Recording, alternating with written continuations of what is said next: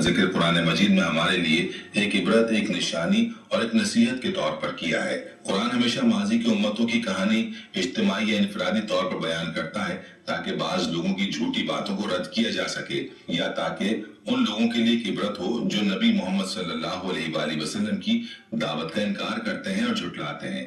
कारून की कहानी से हमें बहुत अहम सबक मिलते हैं। सबसे पहला सबक ये कि दौलत और ताकत का असल मालिक अल्लाह ताला है, इंसान की अपनी कोई हैसियत नहीं।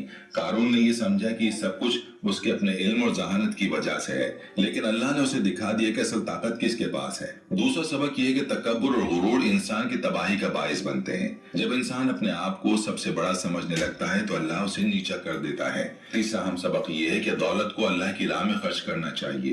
कारून ने अपनी तमाम दौलत को सिर्फ अपनी नुमाइश और तकब्बुर के लिए इस्तेमाल किया। उसने न ज़कात दी न गरीबों की मदद की। नतीजा ये निकला कि उसकी तमाम दौलत उसके काम न आई। चौथा सबक ये है कि दुनिया की चमक दमक आर्जी है। कारून की तमाम शान और शौकत चंद लम्हों में खत्म हो गई, उसका कोई निशान बाकी न रहा। आज के दौर में हमारे इर्द गिर्द बहुत से कारून मौजूद हैं। वो लोग जो अपनी दौलत पर फख्र करते हैं, जो गरीबों को हकीर समझते हैं, जो जुल्म करते हैं, जो रिश्वत लेते हैं और अवाम का हक मारते हैं, उन सबको कारून का अंजाम याद रखना चाहिए। अल्लाह की गिरफ्त बहुत सख्त है और जब वो पकड़ता है तो कोई बच नहीं सकता। मौजूदा दौर के हुक्मरानों के लिए कारून की कहानी एक बहुत बड़ा सबक है।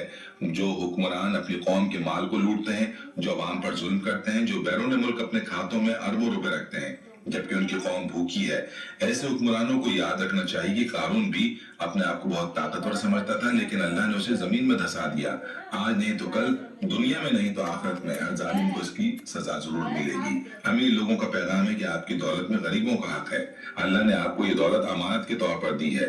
इससे नेक काम करें, ज़कात दें, गरीबों की मदद करें। कारून के पास बेशुमार खजाने थे, लेकिन वो सब जमीन में दफन हो गए और उसके काम नहीं आए।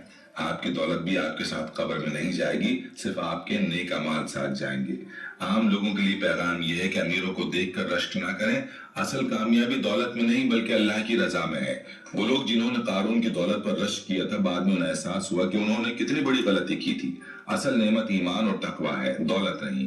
कारून की कहानी हमें ये सबक सिखाती है कि अल्लाह ताला की नाफरमानी का अंजाम बहुत बुरा होता है। कारून ने अल्लाह की नेमतों का शुक्र अदा नहीं किया, तकब्बुर किया, अंबिया की मुखालफत की। नतीजा ये निकला कि वो जमीन में धंस गया।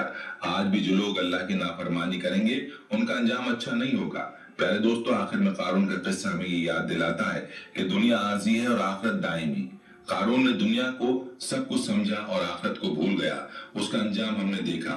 हमें दुनिया में रहते हुए आखिरत की फिक्र करनी चाहिए, हलाल कमाना चाहिए, अल्लाह की राह में खर्च करना चाहिए और हमेशा याद रखना चाहिए कि असल जिंदगी आखिरत की जिंदगी है।